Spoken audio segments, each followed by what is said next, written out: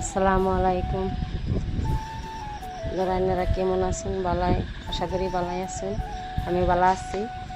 যে আমি আজকে দেশি মুরগি আনছি।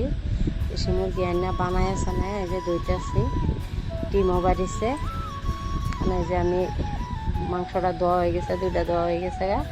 মানে এই মাংসটা দুই ধোয়া দিন লাগে। ভালো করে সাফা করে নিতেছি। ময় মশলা রেডি করে রাখছি। আগে রেডি করে রাখছি আদা, রসুন, পেঁয়াজ বাটা, তেজপাতা আর আমি রেডি করে রাখছি। আমি লড়াটা বয়ে তেলটা দিয়ে দিলাম। লড়াটা অল্প খাপসা হয়ে গেছে গা। আর আমি যে পানিটা মশলাটা মারলাম, মারা হয়ে গেছে প্রায়।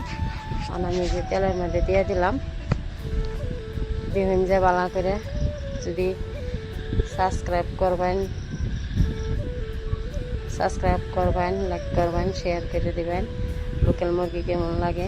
মাংসটার উপরে তেল বসে গেছে, আমি রসুনের গুঁড়ি করে রাখছিলাম, দিয়ে দিলাম। মাংসটা কালারটা সুন্দর হয়ে গেছে, মাংসটা ছাড়া দিলাম। মাংসটা ছাড়া হয়ে গেছে, এখন মাংসটা অল্প কষাইব হয়ে গেছে। এখন পেঁয়াজের কুচি করে রাখছিলাম, দিয়ে দিলাম।